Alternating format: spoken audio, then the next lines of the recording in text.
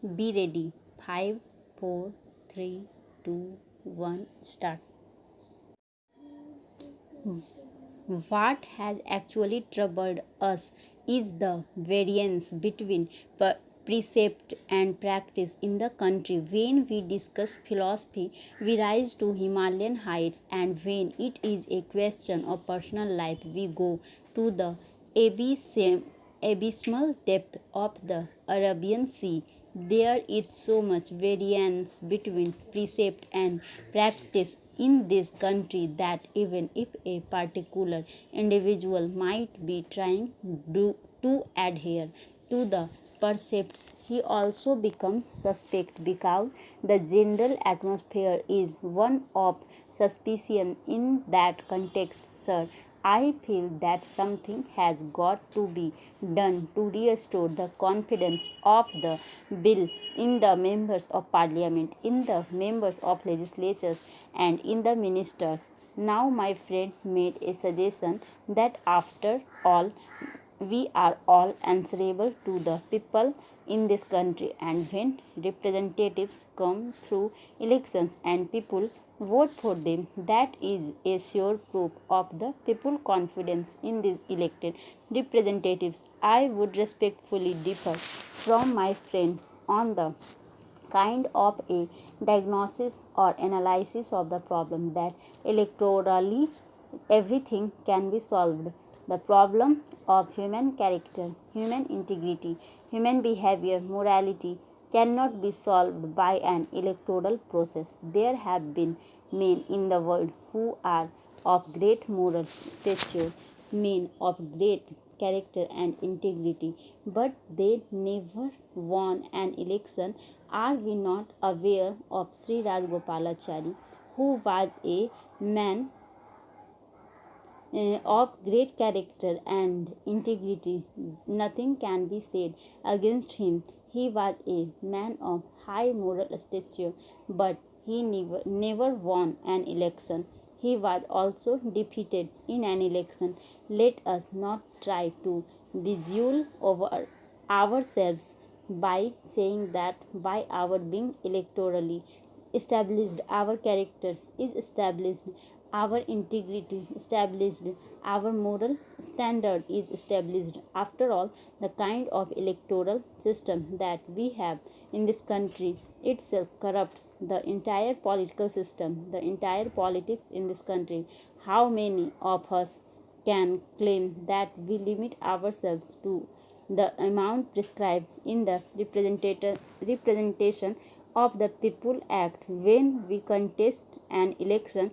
Which member of parliament does not spend above the amount? How many of us file a true return in compliance with the provisions of the Representation of the People Act? Most of the candidates file false returns, and this has been taken as an accepted way of life. Therefore, we should not expect that once it is electorally established that somebody has been elected, he must automatically be deemed to be a man of character, a man of integrity, and so on and so forth. Such a proposition, at least I personally cannot accept it.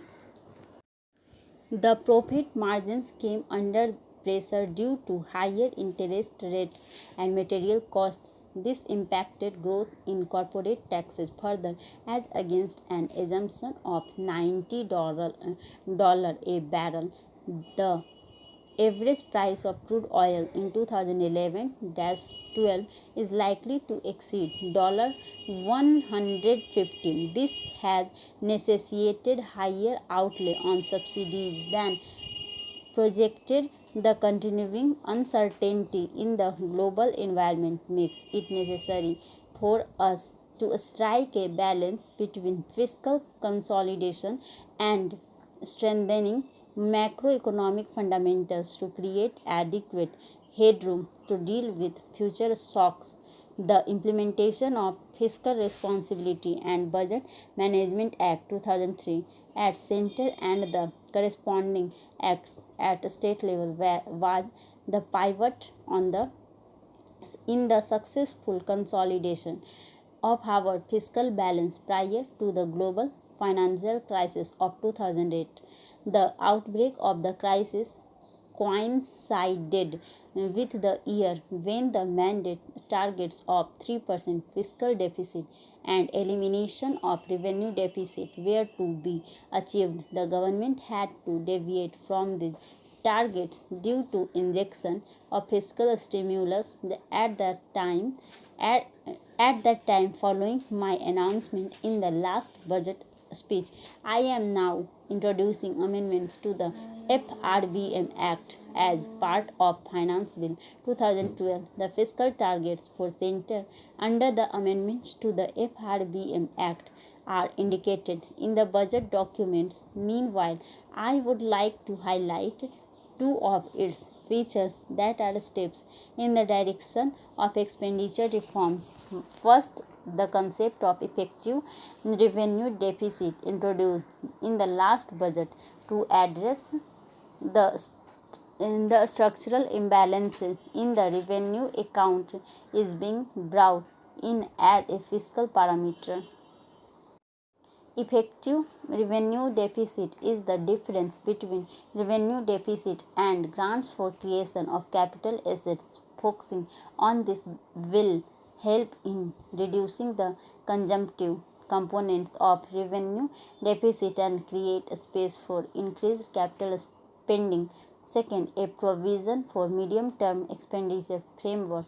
A statement is being introduced in the Act. This statement shall set forth a 3-year rolling target for expenditure indicators. It would help in undertaking in exercise for allocating resources for prioritized schemes and weeding our prioritized schemes and weeding out others that have outlived their utility. This would provide greater certainty. Fiscal consolidation calls for efforts both to raise the tax GDP ratio and to lower the expenditure.